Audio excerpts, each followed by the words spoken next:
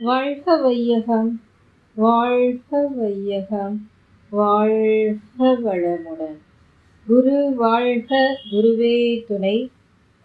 இன்றைக்கு அன்பர்களே, அந்த பிரதர்ஷனம் உணர்த்தும் வாழ்க்கை தத்துவம் என்ற பொருளில் சிந்திக்க இருக்கின்றோம் அன்பர்களே.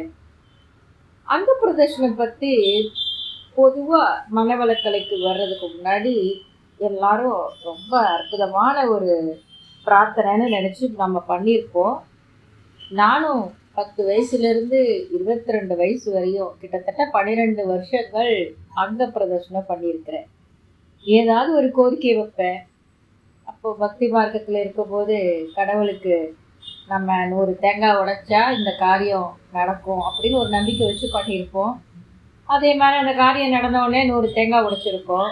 ஆனால் நான் கொஞ்சம் வித்தியாசமாக இறைவனுக்கு பொருளை கொடுத்து அருளை பெறக்கூடாது, நம்ம உடல் உழைப்பால் மந்திரங்கள் சொல்லி அப்போது இறைவனோட அருளுக்கு பாத்தியப்பட்டவங்களாக மாறணும் அப்படின்னு நினச்சி நான் பண்ணேன்.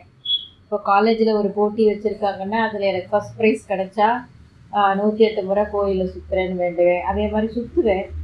அது மாதிரி அடுத்தடுத்து என்னோடய எண்ணங்களெல்லாம் வெற்றி அடைவதற்கு நான் அங்க பிரதர்சனம் பண்ணி வெற்றி அடைஞ்சிருக்கிறேன்.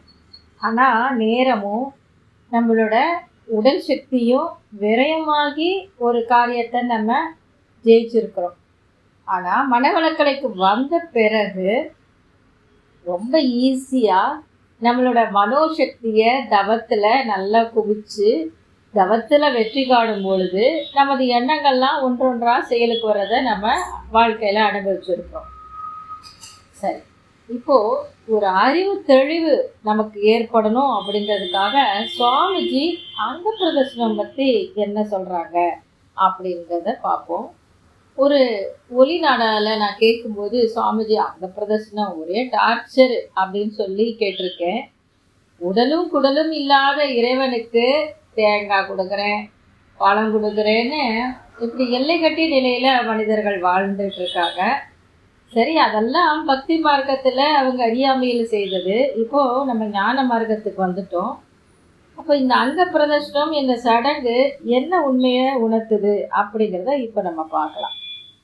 சுவாமிஜி சொல்கிறாங்க, கோயில்களில் அங்க பிரதர்ஷனம் என்ற ஒரு சடங்கு முறை உண்டுங்க. கோயில் பிரகாரத்தை மனிதன் தரையில் படுத்து உருண்டு கொண்டே சுற்றி வரணும் அப்படின்னு பெரியவங்க ஒரு சடங்கை வகுத்து வச்சாங்க அன்றைய காலகட்டத்தில். அது இன்றைக்கும் தொடர்ந்துக்கிட்டு இருக்கு. சரி, மனிதன் இருக்கும் இடத்திலேயே எல்லை கட்டிய நிலையில் உருண்டு கொண்டே இருந்தால் வாழ்க்கையில் முன்னேற்றம் இருக்காது. தன்னையோ மனித வாழ்வின் நோக்கத்தையோ அறிந்து கொள்ளவும் முடியாது. மனிதன் தன் குறுகிய வட்டத்தை தாண்டி கடந்து செல்ல வேண்டும் என்பதை உணர்த்த வந்த சடங்கு தான் அங்க பிரதர்ஷனம். இந்த அங்க பிரதர்ஷனம் என்ற சடங்கு முறையில் தரையில் உருளை செய்கிறாங்க. பிறகு எழுப்பி நடத்தி காட்டி உணர செஞ்சாங்க. அதாவது தரையில் உருண்டு வந்து அதுக்கப்புறம் அடி மேலே அடி வச்சு நடக்க வச்சாங்க. என்ன, இந்த மனோசக்தியையும் உடல் சக்தியையும் ஒரு சேர குவிக்கும்போது அவனோட எண்ணங்கள் எந்த மாதிரி எண்ணங்கள் வச்சுருக்கிறாங்களோ அந்த எண்ணங்களுக்கு வலிமை சேர்க்குறாங்க. இது ஒரு உபாயம்தான். ஆனால் இது தேவையில்லை. இன்னைக்கு நம்மளுக்கு சுவாமிஜி அகத்தவம் அகத்தாய்வு கொடுத்துருக்காங்க. நம்ம எண்ணங்களை எப்படி ஆராய்ச்சி செய்கிறது, எப்படி நினைச்ச காரியத்தை வெற்றி அடைய வைக்கிறது அப்படிங்கிற அழகான அருமையான மனவளக்கலை பயிற்சியை நமக்கு கொடுத்து வாழ்க்கையில் பல வெற்றிகளை நம்ம பெற வச்சுருக்காங்க. அதனால் இன்றைக்கி அறிவு தெளிவு பெற்ற மனவள கலைஞர்கள் இந்த அங்கப்பிரதர்சனம்னு செஞ்சு தான் உடலை வருத்தி எண்ணங்களை வெற்றி அடையணுங்கிற அவசியம் இல்லை அப்படிங்கிறத இன்றைக்கி நம்ம நல்லா தெரிஞ்சுக்கிட்டோம். சடங்கு முறையில் நம்பிக்கை இருக்கிறவங்களோட நம்பிக்கையை குலைக்கிற மாதிரி எதுவும் நம்ம சொல்ல போகிறதில்ல. ஆனால் இதோட தத்துவம் இதுதான் அப்படின்னு மனவளக்கலை அல்லாத மக்களுக்கும் நம்ம அவங்க விரும்பினா நம்ம எடுத்து சொல்லலாம். சரிங்களா? ஒரு அற்புதமான இந்த தத்துவ விளக்கத்தை உங்களுடன் பகிர்ந்து கொண்டதில் நான் பெரும் மகிழ்ச்சி அடைகிறேன்.